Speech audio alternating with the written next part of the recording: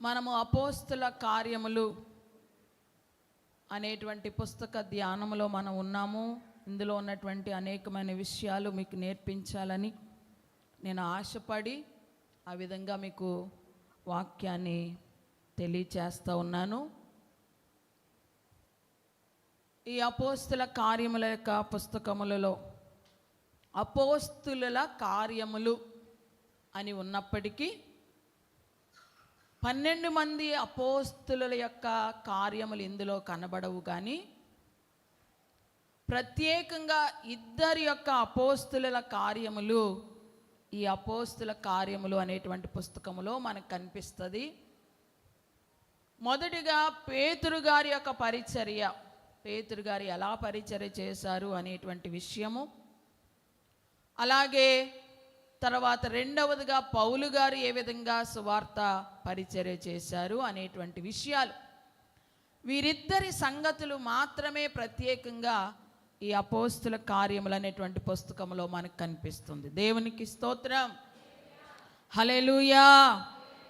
ఈ అపోస్తుల కార్యములు అనేటువంటి పుస్తకం యొక్క పరిచయాన్ని మీకు తెలియచేశాను. ఆ తర్వాత ఆదిమ సంఘము ఎలా ప్రారంభించబడింది, ఆదిమ సంఘాన్ని ఏమని పిలిచేవారు, ఆ తర్వాత సంఘం ఎందుకు అంత శక్తివంతంగా ఉండేది అనే విషయాన్ని కూడా మీకు తెలియచేయటం జరిగింది. దేవునికి స్తోత్రం. అయితే గత వారంలో మనము పేతురు గారు పరిచర్యను మనం ప్రారంభించుకుని కొన్ని విషయాలు మనం నేర్చుకున్నాం. ఈరోజు మరికొన్ని విషయాలు పేతురు గారి పరిచర్యలో నుంచి మీకు చెప్పాలని నేను సిద్ధపడి వచ్చాను. దేవునికి స్తోత్రం. మీకు తెలియపరిచినట్లుగానే పేతురు మరి చేపలు పట్టుకునేటువంటి ఒక జాలరి. ఆయన బెత్సయిదా పట్టణానికి చెందినవాడు, కానీ ఎక్కువగా కపెర్నహూములో ఆయన నివాసము చేసేవారు. అక్కడే ఆయన సొంత ఇల్లు కూడా ఉన్నది అని తెలియచేశాను. మరి యేసుక్రీస్తు యొక్క పరిచర్యలో పేతురు గారి యొక్క పాత్ర చాలా ప్రధానంగా మనం కనబడినట్లుగా కూడా నేను మీకు జ్ఞాపకం చేశాను. ఎక్కడికి వెళ్ళినా పేతురు గారిని వెంట పెట్టుకుని వెళ్ళేవారు యేసయ్య. ఈ విషయాలన్నీ మీకు చెప్పేశాను ఆల్రెడీ. దేవునికి స్తోత్రం. ఎంతో గొప్ప పరిచర్య. ఆదిమ సంఘములో కూడా సంఘ ప్రారంభంలో పేతురు గారి యొక్క పాత్ర చాలా గొప్పగా, చాలా మరి విలువైనదిగా ఉన్నట్లుగా మనము గమనిస్తూ ఉన్నాం. దేవునికి స్తోత్రం. ఎంతో గొప్ప పరిచర్య దేవుని కొరకు జరిగించి చివరికి పేతురు గారు మరి తలక్రిందులుగా సిలువ వేయబడి బడ్డారు అనేటువంటి విషయాన్ని కూడా మీకు జ్ఞాపకం చేశాను. దేవునికి స్తోత్రం. అయితే పేతురు గారి యొక్క పరిచర్య ఎలా కొనసాగింది అని అంటే, పెంతెకోస్తు దినమందు ప్రారంభమైంది ఆయన పరిచర్య. 120 మంది కూడి మేడగదిలో మరి ఉపవాసం ఉండి 10 దినాలు ప్రార్థించినప్పుడు మొట్టమొదటిగా పరిశుద్ధాత్ముడు వారి మీదకు దిగి వచ్చి వారందరూ కూడా అన్య భాషలతో దేవుని స్తుతిస్తూ ఉన్నప్పుడు, ఆ పెంతెకోస్తు పండుగను ఆచరించడానికి అనేక దేశాల నుండి వచ్చినటువంటి యూదులు చాలా ఆశ్చర్యంగా చూస్తూ మాట్లాడుతూ ఉన్నప్పుడు పేతురు గారు నిలవబడి మొదటి ప్రసంగాన్ని చేశారు. ఆ మొదటి ప్రసంగం చేసినప్పుడు మరి 3000 మంది రక్షించబడ్డారు అనే విషయాన్ని నేను మీకు చెప్పాను. దేవునికి స్తోత్రం. ఆ తర్వాత ఆయన ఒక దినాన పేతురు యోహానులు దేవాలయానికి ఎక్కి వెళుతూ ఉన్నప్పుడు పుట్టి కుంటివాడైనటువంటి ఒక మనుష్యుని వారు స్వస్థపరిచారు. ఎప్పుడు కూడా నడవనటువంటి ఆ వ్యక్తి ఇప్పుడు నడుస్తూ దేవాలయంలోనికి వచ్చిన తర్వాత దేవాలయంలో ఉన్న వారందరూ కూడా చూసి ఆశ్చర్యపోయి పేతురు గారి దగ్గరకు వచ్చి మరి ఎలా జరిగింది ఈ కార్యము అని అడుగుతూ ఉన్నప్పుడు మరలా రెండవసారి పేతురు గారు వాక్యము బోధించటం మొదలుపెట్టారు. వారికి వాక్యం బోధించిన తర్వాత ఆ దినమందు 5000 మంది రక్షింపబడ్డారు. దేవునికి స్తోత్రం, హల్లెలూయా.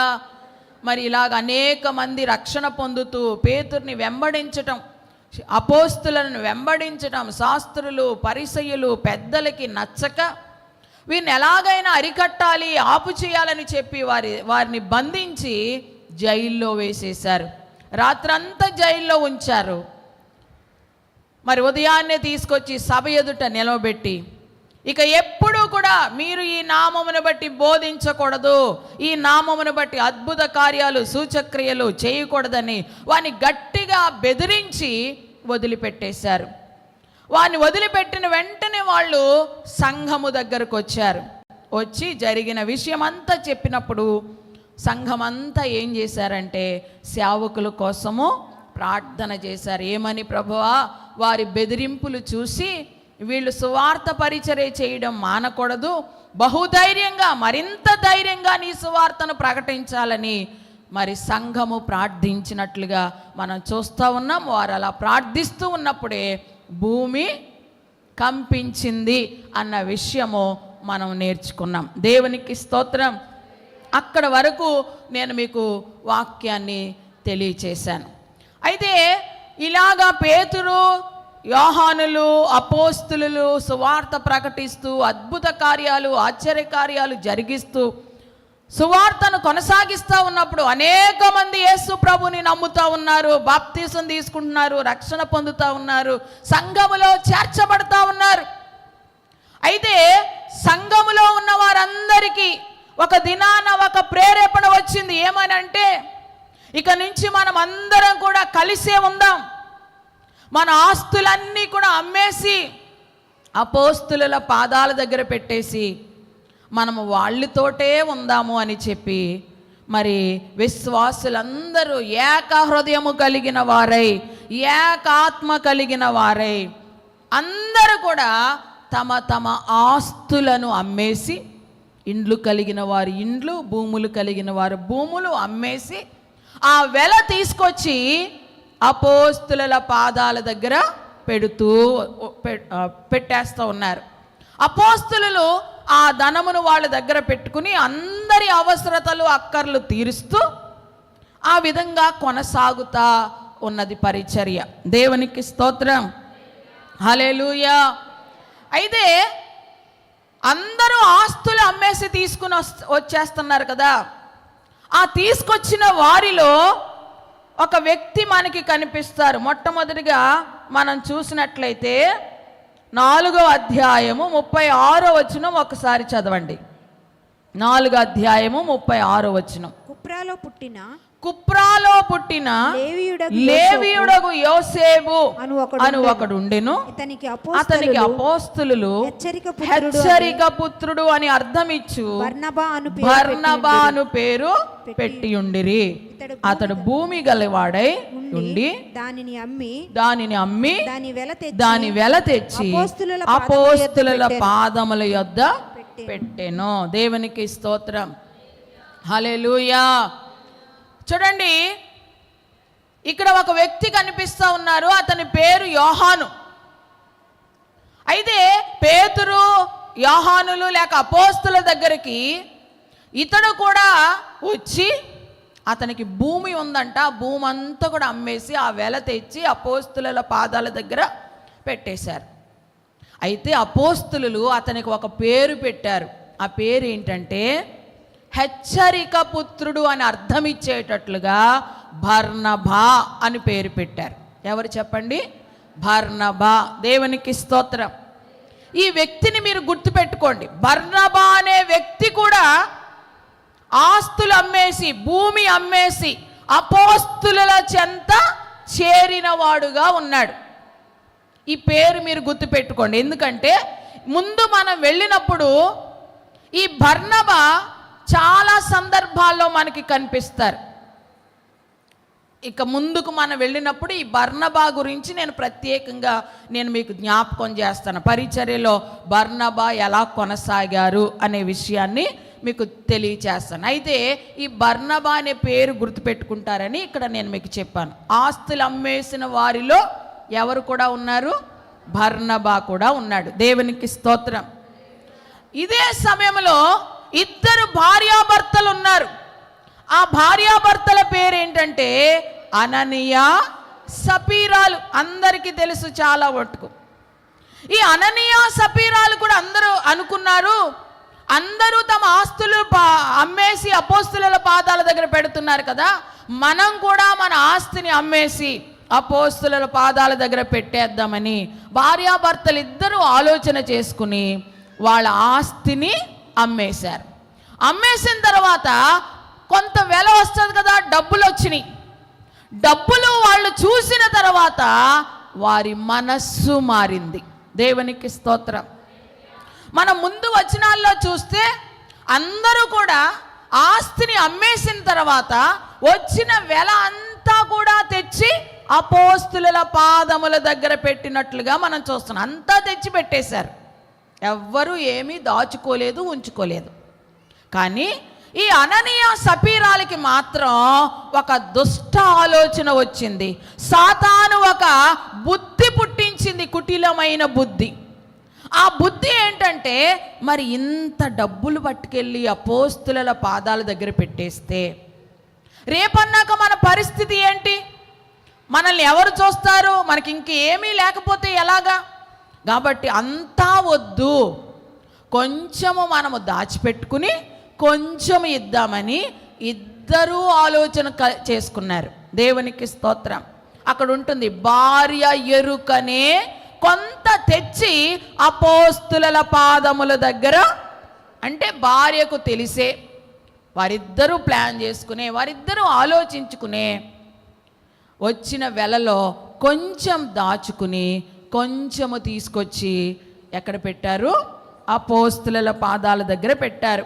ఇద్దరు భార్యాభర్తలు రాలేదు. మొట్టమొదటిగా అననీయ గారు వచ్చారు. దేవునికి స్తోత్రం. ఆ డబ్బులు పట్టుకుని అననీయ వచ్చాడు దేవుని సన్నిధికి. పేతురు గారు ఉన్నారు అక్కడ. పేతురు గారి దగ్గర ఆ పాదముల దగ్గర పెట్టగానే పేతురు గారు అననీయ అని అడుగుతా ఉన్నారు. 3వ వచనం ఒక్కసారి చదవండి, 5వ అధ్యాయము. అప్పుడు పేతురు, అననీయ, నీ భూమి వెలలో కొంత దాచుకుని పరిశుద్ధాత్మను మోసపుచ్చుటకు సాతాను ఎందుకు నీ హృదయమును ప్రేరేపించెను? అది నీ యొద్దనున్నప్పుడు నీదే కదా, అమ్మిన పిమ్మట అది నీ వశమై ఉండలేదా? ఎందుకు ఈ సంగతి నీ హృదయంలో ఉద్దేశించుకున్నావు? నీవు మనుషులతో కాదు దేవునితోనే అబద్ధమాడితివని వానితో చెప్పెను. దేవునికి స్తోత్రం. పేతురు గారు అననీయ అనుకున్నాడు, ఆయనకేం తెలుస్తుందే మనకి ఎంత వచ్చింది ఏంటి అనేది అని అనుకున్నాడు. అనుకుని కొంత మాత్రమే తెచ్చి పెట్టాడు. అయితే పెట్టగానే పేతురు ఎవరు? పరిశుద్ధాత్మతో నిండిన సేవకుడు, దేవుని ఆత్మాభిషేకం కలిగినటువంటి సేవకుడు.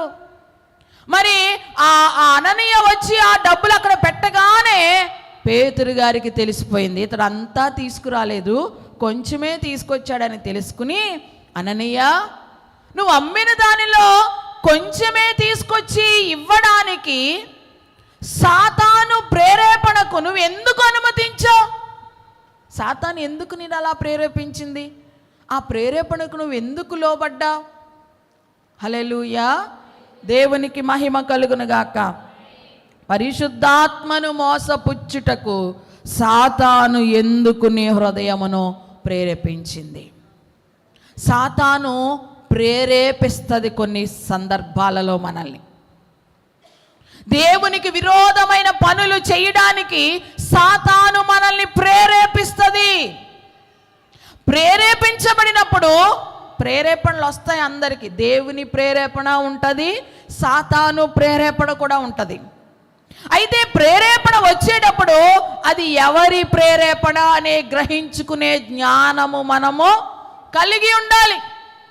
సాతాను ప్రేరేపిస్తున్నాడా, దేవుడు ప్రేరేపిస్తున్నాడా అని గ్రహించుకునేటువంటి జ్ఞానము మనకి ఎప్పుడు కలుగుతుందంటే మనము పరిశుద్ధాత్మతో నింపబడినప్పుడు మాత్రమే.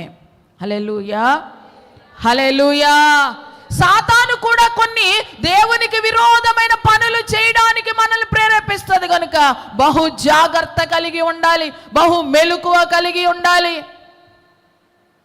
అందరూ అంతా తెచ్చి అపోస్తలుల పాదాల దగ్గర పెట్టేస్తుంటే వీళ్ళనేమి అడగలేదు దేవుడు, మీరు కూడా అంతా తెచ్చేసి నా పాదాల దగ్గర పెట్టండి అని అపోస్తలులేమీ కోరలేదు. వారంతటికి వారికే ప్రేరేపణ వచ్చింది. ఆ ప్రేరేపణకు వారు లోబడి ఆస్తంతా అమ్మేశారు.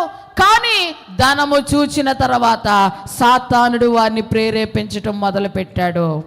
ఆ ప్రేరేపణకు వారి లోనై కొంత మాత్రమే తీసుకొచ్చి అపోస్తుల పాదము దగ్గర పెట్టారు. దేవునికి స్తోత్రం. సాతాను ప్రేరేపణకు వారు లోబడి పరిశుద్ధాత్మను మోసపుచ్చారు. పరిశుద్ధాత్మను మోసపుచ్చడం ఎవరికైనా సాధ్యమేనా? హల్లెలూయా. వాళ్ళు అనుకున్నారు ఎవ్వరికీ తెలియదులే అనుకున్నారు, కానీ పరిశుద్ధాత్మను మోసగించటము ఎవ్వరి తరము కాదు. మనం అనుకుంటాం మనం చేసే పనులు ఎవ్వరు చూడట్లేదులే, ఎవ్వరికి తెలియదులే, నేను ఏం చేస్తున్నానో, నేను ఇంట్లో ఉండి ఏం చేస్తానో ఎవరికి తెలుస్తుందిలే, లేక మందిరంలోనికి నేను వచ్చి ఏం చేస్తున్నాను ఎవరికి తెలుసులే, ఇక్కడ భక్తిగా ఉంటే సరిపోతుందిలే అని మనుష్యుల ఎదుట మనము కపటమైన వేషం వేస్తాం. కానీ పరిశుద్ధాత్ముడు మన పై వేషాన్ని కాదు కదా చూసేది, ఆయన మన హృదయాన్ని చూస్తాడు. దేవునికి స్తోత్రం. ఆయనను మోసం చేయలేవు. దేవునికి స్తోత్రం. హల్లెలూయా. సేవకులను మోసం చేయొచ్చు, తోటి విశ్వాసులను మోసం చేయొచ్చు, నీ ఇంటి వారిని మోసం చేయొచ్చు, నీ భార్యను మోసం చేయొచ్చు, నీ భర్తను మోసం చేయొచ్చు, తల్లిదండ్రులను మోసం చేయొచ్చు, ఎవరినైనా నువ్వు మోసం చేయొచ్చేమో, కానీ పరిశుద్ధాత్మను మాత్రం నీవు మోసగించలేవు. ఒక దుష్ట ప్రేరేపణకు లోబడి, సాతాను ప్రేరేపణకు లోబడి ఏమి ఎరగనట్లుగా వచ్చి దైవ సన్నిధిలో నిలబడ్డాడు అననీయ. హల్లెలూయా, హల్లెలూయా. ఎక్కడ నిలబడ్డాడండి? దైవ సన్నిధిలో నిలబడ్డాడు. దైవ సేవకుని ముందు నిలబడ్డాడు. దైవ సేవకున్నే మోసము చేయాలనేటువంటి ఒక చెడు బుద్ధితో అక్కడ నిలబడ్డాడు. కానీ పరిశుద్ధాత్ముడు అది గ్రహించి అంటున్నాడు, నీవు మనుష్యులతో కాదయ్యా, దేవునితోనే నీవు అబద్ధమాడుతున్నావు. పేతురు అడిగారు, ఇంతకే అమ్మారా మీరు అని అడిగితే, అవును ఇంతకే అమ్మా అన్నాడు. దేవునికి స్తోత్రం. వెంటనే పేతురు అంటున్నాడు, మీరు మనుష్యులతో కాదు అబద్ధమాడేది, దేవునితో అబద్ధమాడుతున్నారు అని అనగానే అననీయ అక్కడికక్కడే పడి చనిపోయాడు. దేవునికి స్తోత్రం. హల్లెలూయా. ఏమైందంటండి? అననీయ పరిశుద్ధాత్మను మోసగించడం వలన, మొక్కుకున్న దానిని కరెక్ట్గా చెల్లించకపోవడం వలన, మనసులో అనుకున్నది మరి కరెక్ట్గా చేయకపోవడం వలన దేవుని సన్నిధికి అతడు వచ్చినప్పుడు ఏం జరిగింది అనంటే, అక్కడ సడన్గా అతడు పడి ప్రాణములు విడిచారు. యవనస్తులు వచ్చంట అతన్ని బయటికి ఈడ్ చేశారు. దేవునికి స్తోత్రం. కొంచెం సేపటికి భర్త చనిపోయి పాతి పెట్టబడి వచ్చేశారు. 3 గంటలు తర్వాత సపీరా కూడా వచ్చింది, భార్య కూడా వచ్చింది. రాగానే పేతురు గారు అడుగుతున్నారు, సపీరా మీ భూమిని ఇంతకే అమ్మారా అని అంటే, ఆమె కూడా ఇద్దరు మాట్లాడేసుకున్నారు కదా, మరి ఇంటి దగ్గర ఇద్దరు మాట కలుపుకునే వచ్చారు కదా, మనం ఇంతకే అమ్మామని అక్కడ చెప్దామని ఇద్దరు అనుకున్నారు కాబట్టి ఈమె కూడా అస్సలు ఏమీ తడబాటు లేకుండా వెంటనే అంది, అవును ఇంతకే అమ్మాం అని అనగానే పేతురు గారు అంటున్నారు, మీరిద్దరు ఎందుకు ఏకీభవించారు ఇలాగా దేవుణ్ణి మోసగించడానికి? మీరు ఇలా ఎందుకు మీరిద్దరు ఏకీభవించారని చెప్పగానే, ఇదిగో నీ భర్తను మోసుకెళ్ళిన వాళ్ళ పాదాలు ఇంకా బయటే ఉన్నాయి, వాళ్ళు వచ్చి నిన్ను కూడా మోసుకుని వెళ్తారని చెప్పగానే ఆమె కూడా అక్కడికక్కడే పడి ప్రాణం విడిచినట్లుగా మనం చూస్తూ ఉన్నాం. వాళ్ళిద్దరూ కూడా మరి తీసుకుని వెళ్ళి పాతి పెట్టబడ్డారు. దేవునికి స్తోత్రం. దేవునికి ఇవ్వాలన్న ఆలోచన మంచిదే వాళ్ళిద్దరికి. ఇద్దరు కూడా దేవునికి ఇవ్వాలనే ఆలోచనతోటే దేవుని మందిరములోనికి కానుక పట్టుకుని వచ్చారు. మంచి ఆలోచనే. దేవునికి స్తోత్రం. మరి దేవునికి ఇచ్చినప్పుడు ఆశీర్వదించబడాలి కదా వాళ్ళు, దీవించబడాలి కదా వాళ్ళు. కానీ దేవునికి ఇచ్చి కూడా వాళ్ళు ఏమి పొందుకున్నారు చెప్పండి? శాపం పొందుకున్నారు. దేవునికి స్తోత్రం. హల్లెలూయా. దేవునికి ఇచ్చి కూడా శాపం పొందుకున్నారు. ఈ ఉదయకాల సమయంలో గమనించండి, దేవుని సన్నిధిలో కేవలము ఆశీర్వాదం మాత్రమే రాదు, దేవుని సన్నిధిలో నుండి శాపము కూడా మన మీదకి వస్తుంది. ఆశీర్వాదమైన శాపమైన ఆయన సన్నిధిలో నుండి మన మీదకి వస్తుంది. హల్లెలూయా. మరి ఆశీర్వాదం రావాలంటే దానికి తగిన జీవితం ఉండాలి, శాపం రావాలంటే దానికి తగిన జీవితం. అంటే మన జీవిత విధానాన్ని బట్టి, మనం ప్రవర్తించే తీరును బట్టి ఆశీర్వాదమైన శాపమైన మన కుటుంబాల మీదకి వస్తుంది. దేవునికి స్తోత్రం. హల్లెలూయా. దేవునికి ఇవ్వాలని ఆస్తంతా అమ్మేశారు, కానీ చివరికి చూడండి వాళ్ళు ప్రాణాలు లేకుండా పోయారు. ఏంటి పరిస్థితి? దేవునికిచ్చి ఆశీర్వదించబడాలి కదా, మరి దేవునికిచ్చి వీళ్ళు శపించబడడం ఏంటి, ప్రాణాలు పోగొట్టుకోవడం ఏంటి అని అంటే ఆలోచించండి ప్రియులారా. ఈ ఉదయకాల సమయమందు మనలో కూడా చాలామంది దేవునికి ఇస్తున్నారు, కానీ ఆశీర్వాదాలు పొందుకోవట్లా, ఇచ్చి కూడా దీవించబడట్లా. దేవునికి ఇచ్చి ఇంకా శాపకరమైన జీవితాల్లోనే ఉంటున్నారు. దేవునికి ఇచ్చి ఇంకా సమృద్ధిని అనుభవించలేకపోతూ ఉన్నారు. కారణం ఏంటంటే ఇచ్చేటప్పుడు నీవు సరిగా ఇవ్వడం లేదు. దేవునికి స్తోత్రం. పౌలు గారు అంటారు కదా, ఇచ్చేటప్పుడు మనము సణుగు కొనక బలవంతంగా కాకుండా మరి ఇష్టపూర్వకంగా మంచి మనసుతో మనము ఏమి ఇవ్వాలి? దేవునికి ఇవ్వాలి. హల్లెలూయా. దేవునికి ఇచ్చేటప్పుడు మనస్ఫూర్తిగా ఇవ్వాలి. నువ్వు ఇచ్చేది ఎంత అనేది ముఖ్యం కాదు. హల్లెలూయా. మనకి ఆది కాండములో కయ్యను హేబేలు కనిపిస్తారు. ఇద్దరు అర్పణలు తీసుకొచ్చారు దేవుని దగ్గరికి, కానీ ఒకని అర్పణ లక్ష్య పెట్టలేదు దేవుడు, ఒకని అర్పణ లక్ష్య పెట్టాడు. ఇద్దరూ తీసుకొచ్చారు కదా, తీసుకొచ్చినప్పుడు ఇద్దరి అంగీకరించాలి కదా దేవుడు అని అంటే లేదు లేదు, ఒక్కరిది మాత్రమే అంగీకరించారు, ఒకరిది తృణీకరించారు. కారణం ఏంటంటే తీసుకురావడానికి తీసుకొచ్చారు, కానీ తీసుకొచ్చే విధములో తీసుకురాకపోవడం వలన దేవుడు ఆ అర్పణ అంగీకరించలేదు. దేవునికి స్తోత్రం. హల్లెలూయా. హల్లెలూయా. దేవునికి ఇచ్చేటప్పుడు మంచి మనస్సుతో ఇవ్వండి, ఇష్టపూర్వకంగా ఇవ్వండి. మీరు ఇచ్చేది కొంచెమైనా. దేవుడంట కానుకలు పెట్టి దగ్గర కూర్చుంటాడంట. దేవునికి స్తోత్రం. హల్లెలూయా. మేము ఇచ్చేది ఎవరు చూస్తారులే అనుకుంటారు. కానుకలు పెట్టి దగ్గర ఆయన చూస్తాడు, కానుకలు వేసేటప్పుడు ఆయన చూస్తాడు ఖచ్చితంగా. దేవునికి స్తోత్రం. మరి చూడలేదా? పేద విధవరాలిని చూడలేదా? చూసారా లేదా? అందరూ చాలా విలువైన కానుకలు సంచులతో మూటగట్టి పట్టుకొచ్చి ఆ కానుకలు పెట్టిలో వేసేస్తున్నారు. అది చూసారు యేసయ్య. ఒక బీద విధవరాలు కేవలం 2 కాసులు మాత్రమే తీసుకొచ్చి వేసింది. అది చూసారు యేసయ్య. హల్లెలూయా. వెంటనే అంటున్న మాట ఏంటో తెలుసా? ఇప్పటి వరకు కానుకలు వేసిన వారందరికంటే ఈ బీద విధవరాలు ఎక్కువ వేసింది అన్నారు. ఆమె వేసింది ఎంత? 2 కాసులే. మరి వాళ్ళేమో కోట్లు కోట్లు కుమ్మరించేశారు దాంట్లో. ఈవిడేసింది 2 రూపాయలే, కానీ ఈవిడ ఎక్కువ వేసింది అంటున్నారు యేసయ్య. ఎందుకు అనంటే వాళ్ళేమో ఉన్న సమృద్ధిలో నుండి కొంత తీసుకొచ్చి ఇచ్చారు. 1,00,000 రూపాయలు ఉన్నాయనుకో, దానిలో ఒక 5,000 తీసుకొచ్చి కానుక ఇవ్వడం పెద్ద గొప్ప ఏమిక ఉంది కాబట్టి ఇచ్చారు. దేవునికి స్తోత్రం. హల్లెలూయా. ఇప్పుడు 100 రూపాయలే ఉంది నీ దగ్గర. ఈ 100 రూపాయలు తప్పించి ఇంకోటి లేదు నీకు, ఇంకో ఆధారం లేదు. అయినా సరే 100 రూపాయలు తీసుకొచ్చి వేసేసావు అనుకో, అది గొప్ప అంట దేవునికి. దేవునికి స్తోత్రం. ఆ స్త్రీ అదే చేసింది. ఆమెకు ఆ 2 రూపాయలు తప్ప ఇంకేమీ లేదు. అయినా సరే ఇంకా ఏమీ ఆలోచించుకోకుండా ఆ 2 రూపాయలు కూడా పట్టుకొచ్చి దేవుని సన్నిధిలోనే వేసినట్లుగా మనం చూస్తూ ఉన్నాం. దేవునికి స్తోత్రం.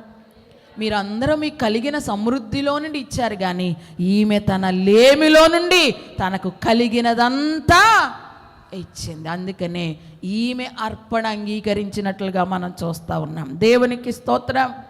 హల్లెలూయా. ఎందుకు చాలా మంది దేవునికి ఇచ్చి కూడా ఆశీర్వదించబడలేకపోతున్నారు? దేవునికి ఇచ్చి కూడా ఇంకా శాపకరమైన జీవితాలు. హల్లెలూయా. అభివృద్ధి లేదు వారి జీవితాల్లో, ఆశీర్వాదాన్ని అనుభవించలేకపోతున్నారు వారి జీవితాల్లో. హల్లెలూయా, హల్లెలూయా. కారణం ఏంటంటే ఇచ్చే విధానము సరిగా లేక ఆశీర్వాదానికి దూరం అవుతా ఉన్నారు. వీరిద్దరూ చూడండి, అననీయ సపీరాలు ఒక మ్రొక్కుబడి అనుకోండి, ఇది ఒక మ్రొక్కుబడి చేసుకున్నారు. ఆ మ్రొక్కుబడిని చేసినట్లుగా చెయ్యాలి కదా. కానీ మధ్యలో సాతాను ప్రేరేపణకు వారు లోబడి ఏం చేశారు? కొంత మాత్రమే తెచ్చి ఇచ్చారు. దేవునికి మహిమ కలుగును గాక. ఆమేన్, హల్లెలూయా. చూడండి, మీరు కూడా ఒక్కొక్కసారి మొక్కుకుంటా ఉంటారు, ప్రభువా ఈ లోన్ గనక వచ్చిందంటే, ప్రభువా లేక మా చెరువు గనక గట్టిగా పండిందనుకోండి, మా భూమి గనక గట్టిగా పండిందనుకోండి, లేక మాకు పలానా లోన్ వచ్చిందనుకో, ఇంత కానుకిస్తాం ప్రభువా అని మొక్కుకుంటారు. దేవునికి స్తోత్రం. ఉద్యోగం వస్తే మొదటి జీతం అంతా నీకే ప్రభు అంటారు. దేవునికి స్తోత్రం. హల్లెలూయా. ఏమంటారు చెప్పండి?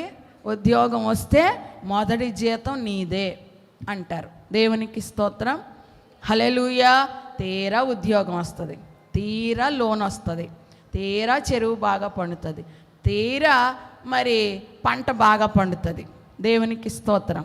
డబ్బులు చేతిలోనికి వస్తాయి. ఇప్పుడు డబ్బులు చేతిలోకి వచ్చిన తర్వాత అంతా ఇచ్చేయాలా, అనుకున్నదంతా ఇచ్చేయాలా అనిపిస్తుంది మనస్సు. దేవునికి స్తోత్రం. హల్లెలూయా. దేవునికి మహిమ కలుగును గాక. నువ్వు అనుకున్నప్పుడేమో ఒకటి అనుకుంటావు, నేను ఇలా చేస్తాను ప్రభువా, ఇది ఇస్తే నేను ఇది ఇస్తాను ప్రభువా అని అనుకుంటావు. కానీ ధనము మనం చూసిన తర్వాత సాతాను ప్రేరేపణ మనకు వస్తుంది. ఉద్యోగం వచ్చిన తర్వాత మొదటి జీతం నీకు అన్నామా? దేవునికి స్తోత్రం. హల్లెలూయా. 20,000 వచ్చింది మొదటి జీతం. దేవునికి స్తోత్రం. 20,000 వచ్చినప్పుడు మరి 20,000 ఇవ్వాలా? దేవునికి స్తోత్రం. హల్లెలూయా. మరి ఇస్తున్నామా? మొక్కుకున్నప్పుడేమో మనం అలా మొక్కుకుంటాం, నా మొదటి జీతం నీకు ఇస్తాను ప్రభువా, నాకు ఉద్యోగం వస్తే చాలు, మొదటి జీతం నీకే అంటాం. కానీ ఉద్యోగం వచ్చిన తర్వాత మొదటి జీతం చేతిలోనికి వచ్చిన తర్వాత ఇంత ఎందుకు ఇచ్చేయాలి అని చెప్పి మొదటి జీతంలో కొంత మాత్రమే తీసుకొచ్చి దేవుని మందిరంలోనికి ఇచ్చేవారు చాలామంది కనబడుతున్నారు. దేవునికి స్తోత్రం. హల్లెలూయా. ఇక్కడ ఇంకో విషయం నాకు జ్ఞాపకం వచ్చింది ఇప్పుడే, నేను ఆలోచించుకోలేదు ఈ విషయాలన్నీ, ముందుగా ఇప్పుడే వచ్చింది. దేవునికి స్తోత్రం. హల్లెలూయా, హల్లెలూయా. మొదటి జీతం దేవునికి ఇస్తానని చెప్పినప్పుడు మొదటి జీతం దేవునికి ఇవ్వాలా, భోజనాలు ఎట్టాలా? దేవునికి స్తోత్రం. ఏం చేయాలి చెప్పండి? హల్లెలూయా. దేవునికి మహిమ కలుగును గాక. ఆమేన్. చాలామంది చేస్తున్న పొరపాటు ఏంటో తెలుసా? ఈ మొదటి జీతంతో ఈ వారం భోజనాలు ఎట్టేయండి అంటున్నారు. హల్లెలూయా. ఈ నెల మా భోజనాలు ఎట్టేయండి ఈ మొదటి నెల జీతంతో. మరి అది తప్పా కాదా? ఇస్తున్నారు దేవునికి, కానీ దేవుని కొరకే ఖర్చు పెడుతున్నారు, కానీ ఆశీర్వాదాలకి దూరం అవుతున్నారు. గల కారణం ఏంటంటే మొక్కుకునేటప్పుడు ఒక విధంగా మొక్కుకుంటున్నారు, ధనము చేతిలోనికి వచ్చిన తర్వాత సాతాను ప్రేరేపణ ఇస్తూ ఉంటుంది. ఆ ప్రేరేపణకు లోబడి కొంతమంది మరి చేయడం వలన ఆశీర్వాదాలకి దూరం అయిపోతున్నారు. గమనించండి. దేవునికి స్తోత్రం. హల్లెలూయా. ప్రథమ ఫలము దేవునిది. ప్రథమ ఫలం ఎవరిది చెప్పండి? దేవునిది. దేనిలోనైనా సరే ప్రథమ ఫలం, నీ గర్భఫలములో ప్రథమ ఫలము దేవునిది. నీ మొదటి బిడ్డ దేవునిదే, సందేహం లేదు దీనిలో. దేవునికి స్తోత్రం. హల్లెలూయా. దేవునికి మహిమ కలుగునగాక. ప్రథమ ఫలం అంటే ప్రతి దానిలో ఉంటుంది ప్రథమ ఫలం. మీరు ఏదైనా చెట్టు వేసుకున్నారనుకో, ఫస్ట్ కాసిన పండుని ఏమంటారు? ప్రథమ ఫలం. అది ఎక్కడ ఉండాలి? హల్లెలూయా. కోడి గుడ్డు పెట్టింది, ప్రథమ ఫలం ఎక్కడ ఉండాలి? హల్లెలూయా, హల్లెలూయా. జీతం వచ్చింది, ప్రథమ ఫలం ఎక్కడ ఉండాలి? పనికి వెళ్ళారు, ప్రథమ ఫలం ఎక్కడ ఉండాలి? ఎవరిదండి అదంతా కూడా? హల్లెలూయా. ప్రథమ ఫలము నాది అని చెప్పారు యేసయ్య. ప్రథమ ఫలం ఖచ్చితంగా ఆయనకి ఇవ్వాలి. మనం ఆశీర్వదించబడకపోవడానికి గల కారణాలు ఇవే. దేవునికి ఇచ్చే విధానములు చాలా ఉన్నాయి. ప్రథమ ఫలాలు ఉన్నాయి, దశమ భాగాలు ఉన్నాయి, మ్రొక్కుబడులు ఉన్నాయి, స్వేచ్ఛార్పణలు ఉన్నాయి. అంటే మనము తోచిన కొలది ఇస్తాం కదా, కానుకలు వేస్తాం, దాన్ని స్వేచ్ఛార్పణలు అంటారు. ఎవరికి నచ్చినట్లుగా వాళ్ళు వేయచ్చు. కానీ మ్రొక్కుబడి అలా కాదు, ఖచ్చితంగా జీతంలో 10వ వంతు ఇచ్చేయాలి. ప్రథమ ఫలం అలా కాదు, మొదటిది ఏదైనా దేవునికి ఇచ్చేయాలి. స్వేచ్ఛార్పణలు అంటే మాత్రం మనకి నచ్చినట్లుగా, మనకు తోచినట్లుగా ఇచ్చేది స్వేచ్ఛార్పణ. దేవునికి స్తోత్రం. చాలా రకాలుగా ఉన్నాయి దేవునికి ఇచ్చే విధానంలో. అయితే మనం ఎలా ఇస్తున్నాము అనేది చాలా చాలా ముఖ్యమైనది. దేవునికి మహిమ కలుగును గాక. ఆమేన్. హల్లెలూయా. కనుక ఈ అననీయ సపీరాలను మనం చూస్తే వాళ్ళు దేవునికి ఇచ్చి కూడా శాపాన్ని అనుభవించారు. ఇద్దరు కూడా ప్రాణాలు కోల్పోయారు. ఈ ఉదయకాల సమయం దేవుని వాక్యం వింటున్న మనం కూడా మొదటిగా గమనించవలసింది ఏంటో తెలుసా? దేవునికి మనం ఇవ్వాలి, ఇచ్చేటప్పుడు మంచి మనసుతో ఇవ్వండి. దేవుడు మిమ్మల్ని ఆశీర్వదించేటట్లుగా మీరు ఇవ్వండి. శాపాన్ని పొందుకునేటట్లుగా ఇవ్వద్దు, ఆశీర్వాదం పొందుకునేటట్లుగా మంచి మనసుతో ఇవ్వండి. అయితే ఎప్పుడైతే వీళ్ళిద్దరూ చనిపోయారో అక్కడ సంఘమంతటికి కూడా ఈ సంగతులు విని చూసి చాలా భయము కలిగిందంట. 11వ వచనంలో మనకు కనబడుతుంది. సంఘమంతటికి ఈ సంగతులు వినిన వారందరికీ మిగుల భయము కలిగింది. అమ్మో, వీళ్ళిద్దరూ చనిపోయారని చెప్పి అననీయ సపీరాలను బట్టి సంఘమంతటికి భయం వచ్చింది. ఆ తర్వాత 12వ వచనం కూడా చదవండి. ప్రజల మధ్య అనేకమైన సూచక్రియలు మహత్కార్యములను అపోస్తలుల చేత చేయబడుచుండెను. ఇలాగా జరుగుతూ ఉండగానే అపోస్తలుల ద్వారా ఎన్నో సూచక్రియలు, ఆశ్చర్యకరమైన కార్యములు జరిగిస్తూ ఉన్నాడు పరిశుద్ధాత్ముడు. రోగులను స్వస్థపరుస్తూ ఉన్నారు. అపోస్తులు అని అన్నారు ఇక్కడ. అంటే 12 మంది అపోస్తుల ద్వారా కూడా ఎన్నో గొప్ప సూచక్రియలు, మహత్కార్యములు జరుగుతూ ఉన్నాయి. అయితే పేతురు గారి విషయానికి వచ్చేసరికి చూడండి 15వ వచనము. అందుచేత పేతురు వచ్చుచుండగా జనులు రోగులను వీధులలోనికి తెచ్చి వారిలో ఎవరి మీదనైనను అతని నీడైనను పడవలనని మంచముల మీదను పరుపుల మీదను వారిని ఉంచిరి. మరియు యెరూషలేము చుట్టూ నుండి పట్టణముల జనులు రోగులను అపవిత్రాత్మల చేత పీడింపబడిన వారిని మోసుకొని కూడి వచ్చిరి. వారందరూ స్వస్థత పొందిరి. దేవునికి స్తోత్రం. పేతురు గారిలో అభిషేకం చూడండి. మరి ఆయన దగ్గరికి అనేక మంది రోగులను తీసుకొస్తూ ఉన్నారంట. దెయ్యం పట్టిన వారు మంచాలతో తీసుకొచ్చేస్తున్నారంట. బలహీనులను, రోగ పీడితులందరినీ కూడా. కనీసం ఆయన చెయ్యబడితే చాలు, నీడ పడితే చాలు అని చెప్పి అనేక మంది రోగులను పేతురు గారి దగ్గరికి తీసుకొస్తూ ఉంటుంటే వారందరూ కూడా పేతురు గారి ద్వారా స్వస్థత పొందినట్లుగా ఈ వాక్యంలో మనం అంటే పేతురు గారి ద్వారా కూడా ఎన్నో స్వస్థత కార్యాలు, అద్భుత కార్యాలు, దెయ్యాలు వెళ్ళగొట్టబడడం మరి జరగడం, ఈ కార్యాలన్నీ కూడా జరగడం మనం చూస్తూ ఉన్నాం. ఎప్పుడైతే ఇటువంటి అద్భుతాలు మరలా జరుగుతూ ఉన్నాయో పేతురు గారిని మరలా పట్టుకున్నారు, అపోస్తులను మరలా పట్టుకున్నారంట. దేవునికి స్తోత్రం. 18వ వచనం చూడండి. 18, 19. అపోస్తులను బలాత్కారముగా పట్టుకుని పట్టణపు చెరసాలలో ఉంచారంట. హల్లెలూయా. ఈ అపోస్తుల ద్వారా ఇన్ని కార్యాలు జరుగుతూ ఉన్నాయి. సువార్త వ్యాపించబోతుంది. ఎక్కడ చూసినా జనులు అపోస్తులను వెంబడిస్తూ ఉన్నారు, సమూహాలుగా. అనేక మంది యేసుక్రీస్తును అంగీకరించి సంఘాల్లో చేర్చబడడం చూసి ఇది తట్టుకోలేక పరిసయ్యులు, సద్దుకయ్యులు, ప్రధాన యాజకులు వీళ్ళందరూ ఏం చేశారంట? అపోస్తులను పట్టుకుని మరలా ఎక్కడ వేసేశారు? చెరసాల్లో వేసేశారు. దేవునికి స్తోత్రం. ఆ రాత్రి ఏం జరిగిందంటే దేవదూత వాళ్ళ దగ్గరికి వచ్చి వారిని విడిపించింది. దేవునికి మహిమ కలుగును గాక. ఆమేన్. చెరసాలలో ఉన్న వాళ్ళందరినీ కూడా తీసుకొచ్చేసి బయట వదిలేసి దేవదూత చెప్తుంది, మీరు ఉదయాన్నే వెళ్ళి దేవాలయంలోనికి వెళ్ళి మరలా బోధించండి అని చెప్పారు. దేవదూత రాత్రికి రాత్రే వీళ్ళని విడిపించేసింది కదా, వీళ్ళందరూ జైల్లోంచి బయటకు వచ్చేసారు. ఉదయం అయిపోయింది.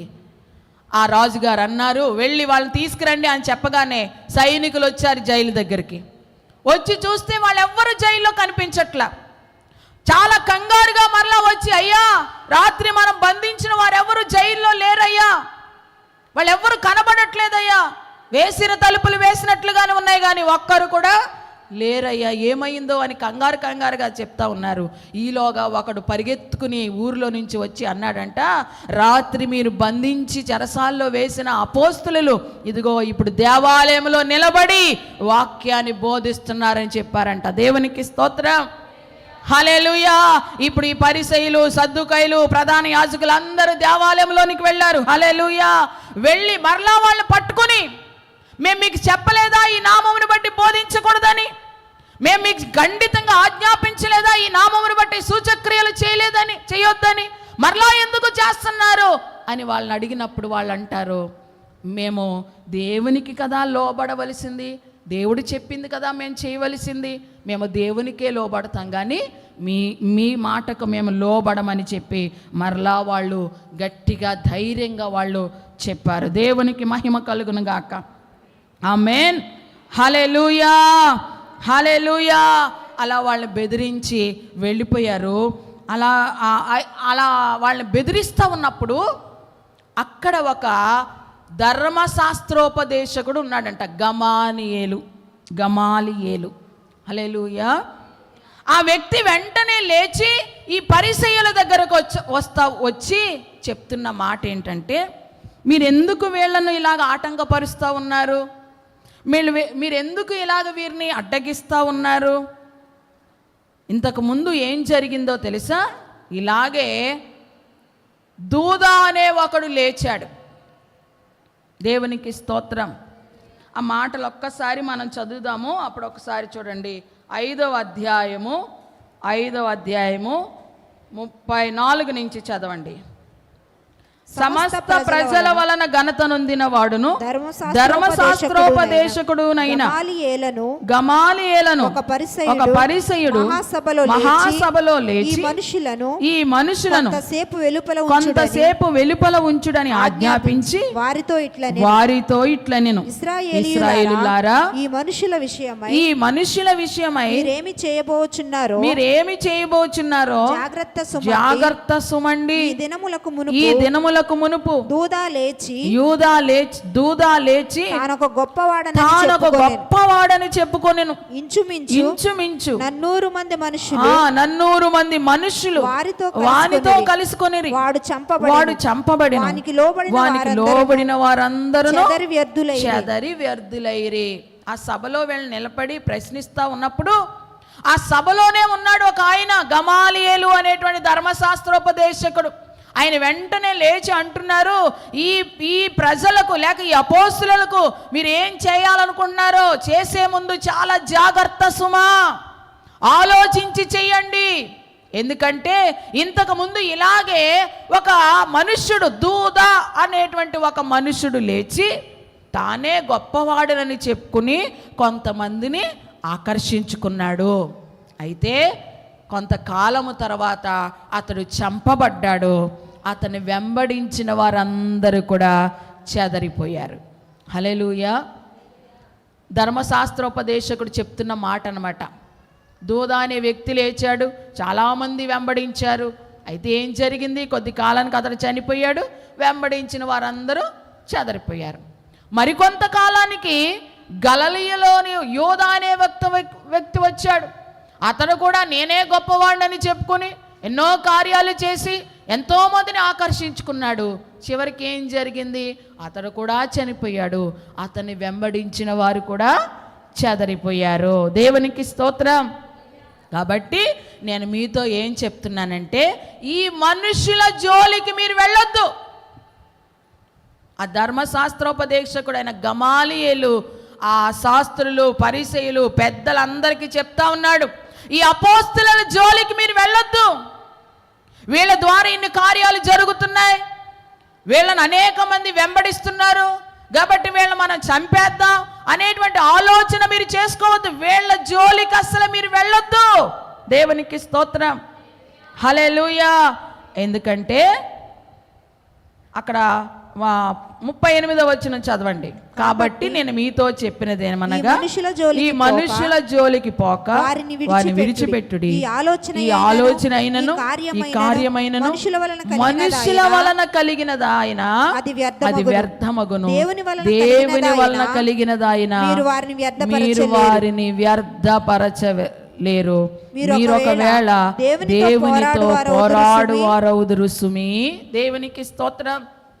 అతడు చాలా జ్ఞానం కలిగి మాట్లాడుతున్నాడు ఈ మాట. మీరు వాళ్ళని ఆపాలని చూడొద్దు. మీరు అలా చేయడం వలన మీరు దేవునితో పోరాడేవారు అవుతారు. జాగ్రత్త. ఎందుకంటే అది ఒకవేళ మనుషుల వల్ల కలిగిందా, దానికి అది వ్యర్థమైపోద్ది. దేవుని వల్ల కలిగిందా, ఎవ్వరూ కూడా దానిని ఆపలేరు, వ్యర్థపరచలేరు అని వాళ్ళకి ఖండితంగా చెప్పినట్లుగా ఇక్కడ మనం ఈ వాక్య భాగంలో చూస్తూ ఉన్నాం. దేవునికి స్తోత్రం. ఈ మాట ద్వారా మరికొన్ని విషయాలు మీకు చెప్పాలని ఆశపడుతున్నా. నిజమే, ఏ ఆలోచన అయినా సరే దేవుని వలన కలిగితే దాన్ని ఎవ్వరూ కూడా ఆటంకపరచలేరు. మనుషుల ఆలోచన అయితే మాత్రం అది ఎప్పటికీ వర్ధిల్లదు. దేవునికి స్తోత్రం, హల్లెలూయా. వీళ్ళకి పని అప్పగించింది ఎవరు? అపోస్తలులకి దేవుడు సువార్త చేయమని పని అప్పగించాడు. ఆ పని అప్పగించిన దేవుడికి వారు లోబడి దేవుడు చెప్పినట్లుగా సువార్తను ప్రకటిస్తున్నారు వాళ్ళు. దేవునికి స్తోత్రం, హల్లెలూయా. శిష్యులకి ఏమని ఆజ్ఞాపించాడు? మీరు సర్వలోకమునకు వెళ్ళి సర్వ సృష్టికి సువార్తను ప్రకటించండి, సమస్త జనులను నాకు శిష్యులుగా చెయ్యండి అని శిష్యులకు యేసయ్య ఆజ్ఞాపించాడు. కాబట్టి ఆ ఆజ్ఞకు లోబడి వాళ్ళు సువార్తను కొనసాగిస్తూ ఉన్నారు, సువార్తను చేస్తూ ఉన్నారు, అద్భుతాలు చేస్తూ ఉన్నారు, అనేకులను యేసు వైపు ఆకర్షించి రక్షణలోనికి నడిపిస్తూ ఉన్నారు. అయితే అది నచ్చని కొంతమంది వారిని ఆటంకపరచాలని చూస్తున్నారు, వారిని అడ్డుకోవాలని చూస్తున్నారు. సువార్తను అడ్డగించడం అనేది ఇప్పుడు ప్రారంభం అవటం కాదు, ఆదిలోనే ప్రారంభమైంది అది. దేవునికి స్తోత్రం. ఈ సువార్తను ఎలాగైనా ఆపు చేయాలి, ఈ సువార్త మనుషుల్లోనికి వెళ్లకుండా ఎలాగైనా అడ్డగించాలని అడ్డగించేవారు ఆ రోజునే ఉన్నారు. ఇప్పుడు కాదు వాళ్ళు ఉండడం, అప్పుడే ఉన్నారు. దేవునికి స్తోత్రం. అప్పటి నుంచి కూడా సువార్తను ఆపు చేయాలని, యేసుక్రీస్తు గురించి ప్రకటించకుండా అడ్డగించాలని చాలామంది ప్రయత్నం చేస్తూ ఉన్నారు. అప్పటి నుంచి ప్రయత్నిస్తూనే ఉన్నారు. కానీ ఇప్పటికీ కూడా ఎవ్వరూ ఆపలేకపోయారు. ఆపగలిగారు ఎవరైనా సువార్తను? దేవునికి స్తోత్రం. ఎవ్వరూ ఆపలేకపోయారు సువార్తను. హల్లెలూయా, హల్లెలూయా. అనుకుంటున్నారు యేసయ్యను చంపేస్తే ఇక ఆగిపోద్ది అనుకున్నారు. యేసయ్యను చంపేశారు. దేవునికి స్తోత్రం. వెంటనే ఎవరు లేచారు? 12 మంది అపోస్తలులు లేచారు. హల్లెలూయా. అపోస్తలుల ద్వారా సువార్త విస్తారంగా కొనసాగుతూ ఉంది. అమ్మో, వీళ్ళని ఇలాగే బ్రతకనిస్తే ఇక మొత్తం యేసు యేసు అంట చేసేస్తారు వీళ్ళు, అందరినీ క్రైస్తవులుగా మార్చేస్తారు వీళ్ళు అని చెప్పి అపోస్తలులను కూడా చంపేశారు. దేవునికి స్తోత్రం, హల్లెలూయా. మరి ఆగిపోయిందా సువార్త? హల్లెలూయా. అపోస్తలులు కూడా చంపబడ్డారు. మరి కొంతమంది దైవజనులు లేచారు. ప్రపంచమంతటికి వెళ్ళిపోయింది సువార్త. హల్లెలూయా. ప్రపంచ నలుదిక్కులకు కూడా వెళ్ళిపోయింది సువార్త. అప్పటి నుంచి కూడా ఆపాలి ఆపాలి ఆపాలి, అడ్డగించాలి అడ్డగించాలని ప్రయత్నం చేస్తూనే ఉన్నారు. కానీ అది ఎవ్వరి వల్ల కాలేదు. ఎందుకంటే ఇది దేవుని ఆలోచన. దేవునికి స్తోత్రం. ఇది దేవుని చిత్తం, సువార్త ప్రకటించబడాలి అని. సువార్తని ఎవ్వరు కూడా ఆపలేరు.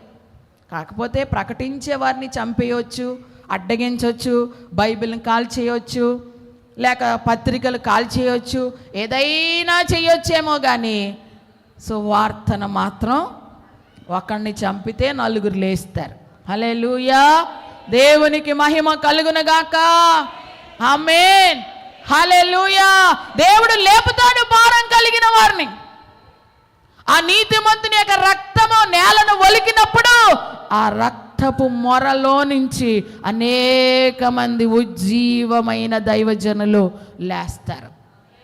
ఆమేన్, హల్లెలూయా. దేవుని ఆలోచనను ఎవ్వరు కూడా అడ్డగించలేరు. గుర్తుపెట్టుకోండి, ఆ రోజునే వీళ్ళని ఆపేయాలని చాలా ప్రయత్నం చేశారు, కానీ ఆ గమాలియేలు చెప్తున్నాడు, ఎంతోమంది లేచారయ్యా, ఇలాగా లేచి లేచి ఎంతోమందిని తిప్పుకుని చివరికి చచ్చిపోయారు, మరి అందరూ చెదరిపోయారు. ఒకవేళ వీళ్ళు కూడా దేవుని చిత్తంలో కాకుండా వాళ్ళు సొంతంగా చేస్తే వాళ్ళకు వాళ్ళే అణిగిపోతారు, మీరేం చేయవసరంలా. కానీ అది దేవుని వల్ల మాత్రం జరిగితే మాత్రం మీకు ప్రమాదం, జాగ్రత్తగా ఉండండి అని వాళ్ళని హెచ్చరించినట్లుగా ఇక్కడ మనం గమనిస్తూ ఉన్నాం. దేవునికి స్తోత్రం, హల్లెలూయా. దేవుని నామానికి మహిమ కలుగునగాక. ఈ ఉదయకాల సందు మరొక విషయం మీకు జ్ఞాపకం చేయాలనుకున్నాను. మీ జీవితములలో కూడా దేవుడు ఒక ఆలోచన కలిగి ఉన్నప్పుడు ఆ ఆలోచనను ఎవ్వరు రద్దు చేయలేరు, ఎవ్వరు ఆపలేరు ఆలోచన. దేవునికి స్తోత్రం, హల్లెలూయా. మీ ఆలోచన మనుషుల వలన అయితే మాత్రం, మనుష్య పరంగా వచ్చిందైతే మాత్రం దానికి కొనసాగింపు ఉండదేమో, కానీ దేవుని వలన కలిగితే మాత్రం దానికి ముగింపు అనేది ఉండదు. గుర్తుపెట్టుకోండి. దేవునికి స్తోత్రం, హల్లెలూయా. అలా చెప్పినప్పుడు ఈ అపోస్తులను ఏం చేశారంట, సభ వారందరూ కూడా గట్టిగా కొట్టి వాళ్ళని వదిలిపెట్టేశారంట. దేవునికి స్తోత్రం. 40వ వచనం చదవండి. వారు అతని మాటకు సమ్మతించి అపోస్తులను పిలిపించి కొట్టించి యేసు నామమును బట్టి బోధింపకూడదని ఆజ్ఞాపించి వారిని విడుదల చేసిరే. అయితే ఆ నామము కొరకు అవమానము పొందుటకు పాత్రులమని ఎంచబడినందున వారిని సంతోషించుచు మహాసభ ఎదుట నుండి వెళ్ళిపోయి ప్రతి దినము దేవాలయములోను ఇంటింటను మానక బోధించుచు యేసే క్రీస్తుని ప్రకటించుచు. అపోస్తులను పిలిపించంట గట్టిగా కొట్టించారంట, చాలా కొట్టించారు. కొట్టించి ఇక నుంచి మీరు ఈ నామమును బట్టి బోధించకూడదని చెప్పారు. అయితే వాళ్ళు మానేశారా? హల్లెలూయా. ఆ నామము కొరకు శ్రమ పొందడం గొప్ప భాగ్యమని ఎంచుకున్నారంట వాళ్ళు. హల్లెలూయా, హల్లెలూయా. యేసయ్య నామము కొరకు అవమానము పొందడము గొప్ప భాగ్యం, ఒక అదృష్టంగా ఎంచుకున్నారు అపోస్తులు. సంతోషంగా వెళ్ళిపోయారంట. దేవునికి స్తోత్రం, హల్లెలూయా. దేవుని నామాన్ని కలిగి ఉన్నందుకు శ్రమలు వస్తున్నాయా, కష్టాలు వస్తున్నాయా, బాధలు వస్తున్నాయా, ఎవరైనా మిమ్మల్ని మాటలతో నొప్పిస్తూ ఉన్నారా, అస్సలే బాధపడొద్దు. హల్లెలూయా. దేవుణ్ణి మీరు కలిగి ఉన్నందుకు చాలామంది మిమ్మల్ని అవమానిస్తున్నారా, నిందిస్తున్నారా, బాధపడుతున్నారా, శ్రమ పెడుతున్నారా, మీకు రావలసినవేవి రాకుండా అడ్డగిస్తున్నారా, అయినా బాధపడవద్దు. ఆ నామమును బట్టి అవమానము పొందటం ఇది ఒక అదృష్టంగా ఎంచుకోండి, అంతే. హల్లెలూయా. అందరికీ రాదు ఈ అదృష్టం, అర్థమైందా? యేసయ్య నామం కోసం శ్రమ పొందేటువంటి అదృష్టం అందరికీ రాదు, కొందరికే వస్తుంది. మీకు వచ్చిందంటే మీరు అదృష్టవంతులు అనుకోండి, అంతే. దేవునికి స్తోత్రం, హల్లెలూయా, హల్లెలూయా. హతసాక్షులు అవ్వాలని కోరుకుంటుంది, అందరికీ ఉంటుంది ఆ భాగ్యం. దేవునికి స్తోత్రం, హల్లెలూయా. కొందరికి మాత్రమే ఇస్తాడు ఆ భాగ్యం. క్రీస్తు కొరకు హతసాక్షిగా అవ్వడం నిజంగా చాలా గొప్ప భాగ్యం. ఆమేన్, హల్లెలూయా, హల్లెలూయా. ఎవరైనా నిన్ను కొట్టారనుకో, సంతోషంగా అంగీకరించండి. క్రీస్తుని బట్టి, క్రీస్తుని ప్రకటించుచున్నందుకు. నిన్నెవరైనా తిట్టారనుకో, క్రీస్తుని కలిగి ఉన్నందుకు. నిన్నెవరైనా నిందించారనుకో, బాధపడొద్దు, ఇది నా అదృష్టం అని అనుకో. హల్లెలూయా. కొందరికి మాత్రమే ఉంటుంది అదృష్టం, హల్లెలూయా, హల్లెలూయా. ఆ అదృష్టం పొందే లిస్టులో నువ్వు ఉన్నందుకు ధన్యురాలుగా భావించి సంతోషంగా ఉండు. దేవునికి స్తోత్రం. హల్లెలూయా. దేవుని నామమును బట్టి నిందించబడడానికి, అవమానించబడడానికి అసలు ఎప్పుడు కూడా సిగ్గుపడొద్దు. క్రైస్తవుడనైనందుకు ధైర్యంగా ఉండు. ఆమేన్. హల్లెలూయా. 2 చేతులు పైకెత్తి స్తోత్రం చెప్పండి.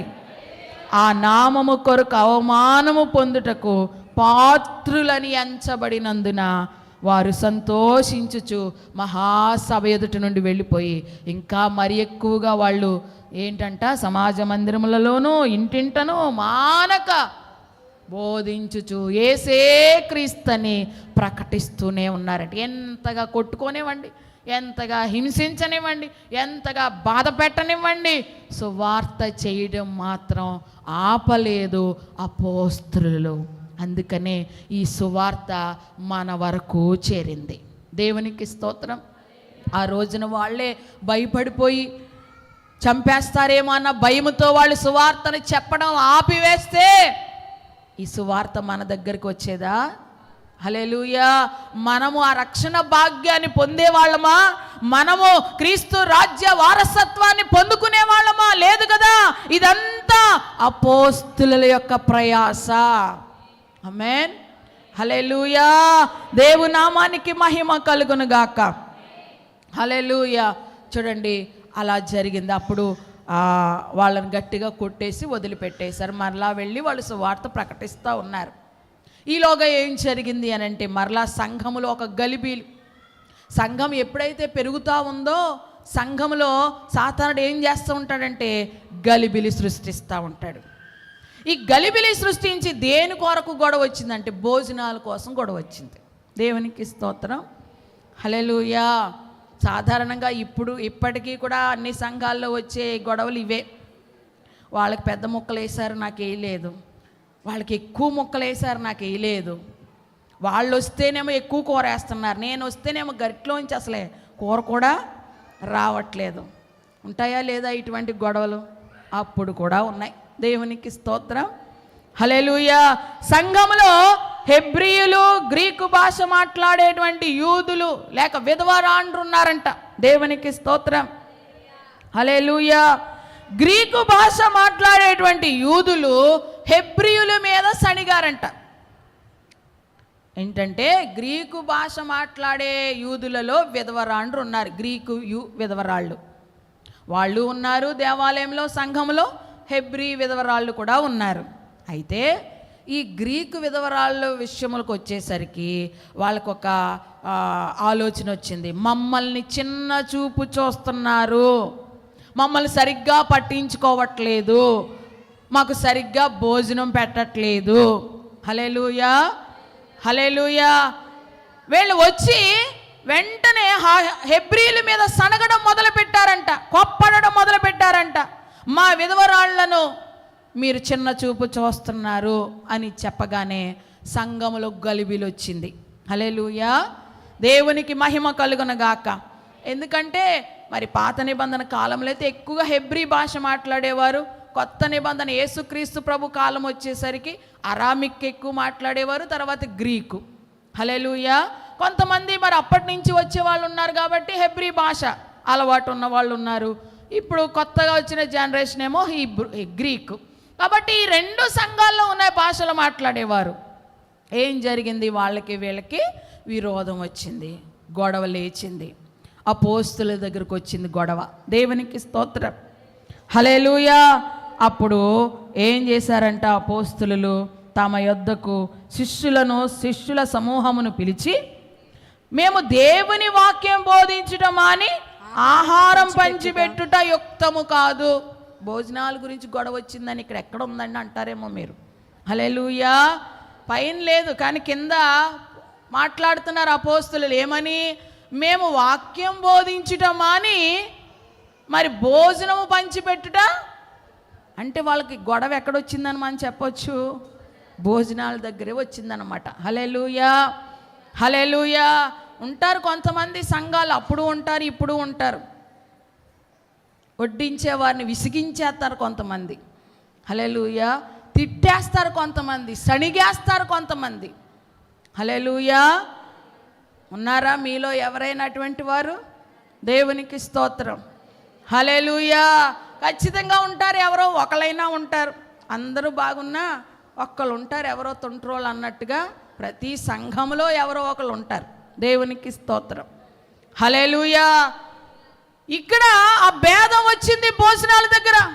ఇప్పుడు అపోస్తులు లేచి అంటున్నారు, మేము సువార్త ప్రకటించాలి, దేవుని వాక్యం ప్రకటించడం మానేసి ఇప్పుడు మేము మళ్ళా వచ్చి మీకు అందరికీ భోజనాలు వడ్డించాలంటే ఇది మంచి పని కాదు. మా పని ఏంటి? మేము వాక్యం బోధించడం మా పని. మేము అది మానేసి భోజనాలు పంచిపెట్టమా మీకు? కోపంగా అంటున్నారన్నమాట వాళ్ళు. హల్లెలూయా. మీరు ఎందుకు ఇలాగా గొడవలాడుకుంటున్నారు, సణుక్కుంటున్నారు, భేదాభిప్రాయాలు కలిగి ఉంటున్నారు? మేమిప్పుడు బోధించటం మానేసి భోజనాలు పెట్టాలా? ఇక ఇది మంచి పని కాదని చెప్పి దీనికి ఒక పరిష్కారం ఆలోచించాలని చెప్పి అపోస్తులు ఏం చేశారో తెలుసా? ఇక నుంచి భోజనాలు పంచిపెట్టడానికి కొంతమంది వ్యక్తులను మనం ప్రత్యేకపరుద్దాం అని చెప్పి ఒక 7 వ్యక్తులను ఎన్నుకున్నారు ఆ రోజున. దేవునికి స్తోత్రం. హల్లెలూయా. ఎవరెవరిని ఎన్నుకున్నారో చూద్దాం. చూడండి 3వ వచనం కానించి, కాబట్టి సహోదరులారా ఆత్మతోను జ్ఞానముతోను నిండుకొని మంచి పేరు పొందిన 7 మనుషులను మీలో ఏర్పరచుకొనుడి. మేము వారికి ఈ పనికి నియమింతుము.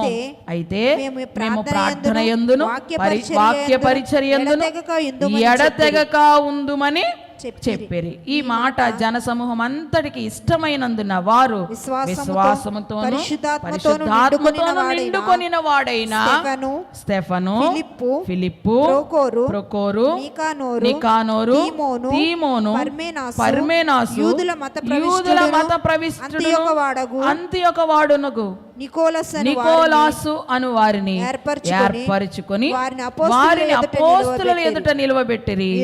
వీరు ప్రార్థన చేసి వారి మీద చేతులుంచిరి. దేవునికి స్తోత్రం. హల్లెలూయా. కాబట్టి ఏమన్నారంటే, ఆత్మతోను జ్ఞానముతోను నిండుకొని మంచి పేరు పొందిన 7 ఆత్మతోను జ్ఞానముతోను నిండుకొని మంచి పేరు పొందిన 7 మనం నిర్ణయిద్దామని చెప్పి 7 ఎన్నుకున్నారు. వాళ్ళు ఇక నుంచి మీకు భోజనాలు పెడతారు. మేమేం చేస్తాం? ప్రార్థన చేయుట యందును వాక్య పరిచర్య చేయుట యందును మేము ఎడతెక్క ఉంటాము. భోజనాలు పెట్టే పని వాళ్ళకి అప్పగిస్తామని చెప్పి కొంతమందిని ఏర్పాటు చేసి ఎన్నుకున్నట్లుగా మనకు కనిపిస్తూ ఉంది. దేవునికి మహిమ కలుగును గాక. వాళ్ళు ఎన్నుకున్న తర్వాత ఎదరికి తీసుకొచ్చి ఏం చేశారు? అపోస్తలులు వాళ్ళ మీద చేతులుంచి ప్రార్థన చేశారు. దేవునికి మహిమ కలుగును గాక. ఆమేన్. దైవ సేవకుని పని ఏంటి చెప్పండి?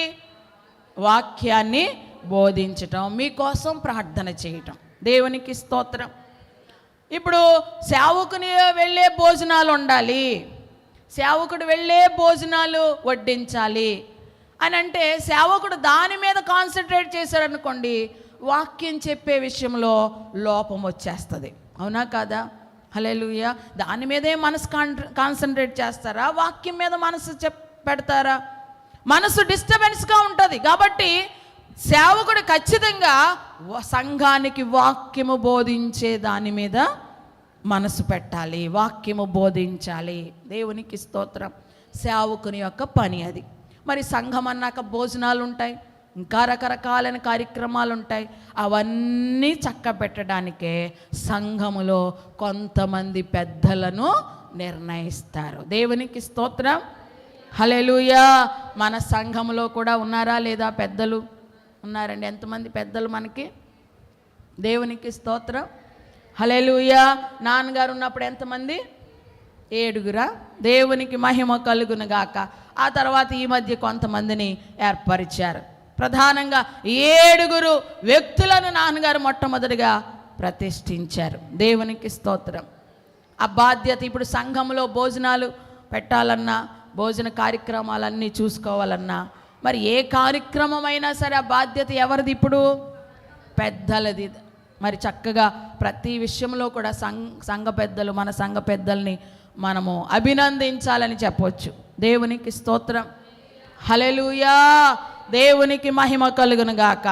ఇక భోజన కార్యక్రమాలని అనుకుంటే మేము అస్తమాను కిందకి వెళ్ళి చూసుకుని రావలసిన అవసరత లేకోకుండా మరి అందరికీ చక్కగా సమాన దృష్టితో పంచిపెట్టేటువంటి చక్కని మరి పెద్దలను దేవుడు మనకి ఇచ్చారు. ఆమేన్. హల్లెలూయా. హల్లెలూయా. మరి అక్కడ కూడా ఆత్మతోనూ జ్ఞానముతోనూ మంచి పేరు పొందిన వారిని ఎన్నుకున్నారు. మన సంఘములో ఉన్న పెద్దలు కూడా చక్కగా పరిశుద్ధ ఆత్మ చేత నింపబడిన పెద్దలు. ఆమేన్. హల్లెలూయా. ఇటువంటి పెద్దలు సంఘములో ఉండడం సంఘానికి ఆశీర్వాదము, క్షేమము. కానీ చాలా సంఘాల్లో పెద్దలు ఎవరుంటున్నారు? పరిశుద్ధాత్మ లేకుండా అన్ని రకాలైన అలవాట్లు కలిగి ఉన్నవారు పెద్దలుగా ఉండడం అది సంఘానికి క్షేమము కాదు. దేవునికి స్తోత్రం. హల్లెలూయా. దేవునామానికి మహిమ కలుగును గాక. 7 ఏర్పాటు చేసుకున్నారు. ఇక నుంచి ఆ పనంతా కూడా వాళ్ళే చక్కపరిచారు సంఘంలో. ఆ విధంగా సంఘాన్ని క్రమపరచటం మొదలుపెట్టారు అపోస్తులు. దేవునికి స్తోత్రం. హల్లెలూయా. దేవునామానికి మహిమ కలుగును గాక. మరి ఇప్పటి వరకు కూడా మనము అపోస్తుల కార్యములు 6వ అధ్యాయము 6వ వచనం వరకు కూడా మనం నేర్చుకున్నాం. 7వ వచనం కూడా ఒకసారి చూస్తే, దేవుని వాక్యము ప్రబలమై శిష్యుల సంఖ్య యెరూషలేములో బహు విస్తరించెను, మరియు యాజకులలో అనేకులు విశ్వాసమునకు లోబడిరి. అలాగ సంఘాన్ని క్రమపరుస్తూ శిష్యులు లేక అపోస్తులు సువార్త ప్రకటిస్తూ ఉన్నప్పుడు యెరూషలేములో సంఘం బహుగా విస్తరిస్తూ మరి అనేక మంది యాజకులు కూడా యేసుని నమ్ముకుంటున్నట్లుగా మనం ఈ వాక్య భాగంలో చూస్తూ ఉన్నాం. దేవునికి స్తోత్రం. హల్లెలూయా. అపోస్తులైనటువంటి పేతురు గారి పరిచర్యలో ఈ విషయాలన్నీ రోజు మనం నేర్చుకున్నాం. మరి నెక్స్ట్ వీక్ వచ్చినప్పుడు ఇంకా 2 అధ్యాయాలు ఉన్నాయి. అవి కూడా నేను చెప్పేసి పేతురు యొక్క పరిచర్య నేను ముగిస్తాను. దేవునికి మహిమ కలుగును గాక. ఆమేన్. హల్లెలూయా. ఈ పేతురు గారి పరిచర్యలో ఈరోజు మనం నేర్చుకున్న విషయం ఏంటంటే, మొట్టమొదటిగా అననీయ సపీరాల గురించి మనం నేర్చుకున్నాం. దేవునికి స్తోత్రం. వాళ్ళు దేవుని సన్నిధిలోనికి ఇచ్చి కూడా శాపాన్ని పొందుకున్నారు. మరి మనం ఇచ్చి దీవెన పొందుకుంటున్నామా, శాపాన్ని పొందుకుంటున్నామా అనే విషయాన్ని మనం నేర్చుకోవాలి. మొట్టమొదటిగా ఆలోచించుకోవలసిన విషయం ఇది. దేవునికి స్తోత్రం. రెండవదిగా ఈరోజు మనము ఆలోచించవలసిన విషయం ఏంటంటే, సువార్తను ఎవ్వరూ కూడా ఆపలేరు అనే విషయాన్ని మనం గుర్తించు. దేవుని నుండి కలిగిన ఏ ఆలోచనను కూడా ఎవ్వరూ వ్యర్థపరచలేరు. దేవునికి స్తోత్రం. నీ పట్ల దేవునికి ఒక ఉద్దేశం ఉంది. ఆ ఉద్దేశాన్ని ఎవ్వరూ మార్చలేరు. ఆమేన్. హల్లెలూయా. దేవుని చిత్తములో మీరు నడుస్తూ ఉన్నప్పుడు దాన్ని ఎవ్వరు కూడా అడ్డగించలేరు అనే విషయాన్ని మీరు గుర్తుపెట్టుకోండి. రెండవదిగా దేవునికి స్తోత్రం. మూడవదిగా ఈరోజు నేను మీకు నేర్పించిన విషయం ఏంటంటే, దేవుని నామము కోసం శ్రమ పొందడం ఒక అదృష్టంగా భావించుకోండి. అర్థమైందా? ఒక అదృష్టంగా భావించుకోండి. ఎవరైనా మిమ్మల్ని నిందిస్తున్నారా, హింసిస్తున్నారా, దూషిస్తున్నారా, అవమానిస్తున్నారా, పాత్రులు, ధన్యులు, అదృష్టం. ఆ అదృష్టం దేవుడు నాకు ఇచ్చాడని అనుకోండి, బాధపడొద్దు. హల్లెలూయా. హల్లెలూయా. దేవునామానికి మహిమ కలుగును గాక. ఆమేన్. నాలుగవదిగా నేను చెప్పే విషయం ఏంటంటే, సంఘములో మరి చిన్న చిన్న విషయాలకు భేదాభిప్రాయాలు తెచ్చేవారంగా మనం ఉండకూడదు. కేవలం భోజనం కోసం మాత్రమే కాదు కదా మనము మందిరానికి వచ్చేది. భోజన వడ్డనలో కూడా కొన్నిసార్లు చిన్న చిన్న లోపాలు జరగవచ్చు. అయినా సరే మనం ఏం చేయాలి? దాన్నే ఒక పెద్ద సమస్యగా తీసుకొచ్చి సంఘాన్ని మనం డిస్టర్బ్ చేయకూడదు. దేవునికి స్తోత్రం. హల్లెలూయా. అర్థమైందా? భోజనమే కొరకే కాదు కదా మనం వచ్చేది దేవుని మంది. అంతకంటే ప్రాముఖ్యమైన దేవుని ఆశీర్వాదం, కృప కొరకు మనం వస్తూ ఉన్నాం. భోజనాల్లో కొంచెం లోటుపాట్లు వస్తే సర్దుకుని వెళ్ళిపోండి. దాన్ని పెద్దగా చేసి సంఘాన్ని డిస్టర్బ్ చేయొద్దు. దేవునికి స్తోత్రం. హల్లెలూయా. దేవునికి మహిమ కలుగును గాక. మన సంఘములో కూడా కొంతమంది పెద్దలను దేవుడు నిర్ణయించాడు.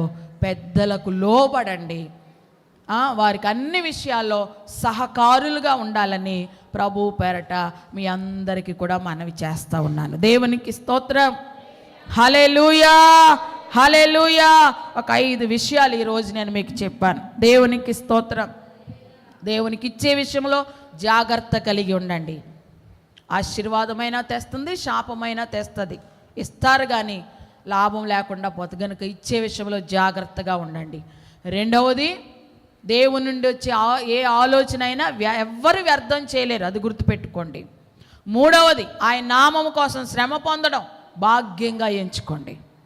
నాలుగవది, సంఘములో చిన్న చిన్న విషయాలకు పెద్ద పెద్ద గలిబిలి చేసి సంఘాన్ని డిస్టర్బ్ చేయొద్దు.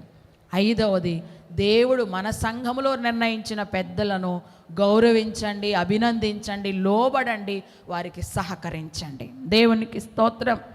హల్లెలూయా. గనుక ఈ మాటలు మన హృదయాల్లో ఈ ఉదయకాల సమయం ముందు స్థిరపరుచుకుందాము.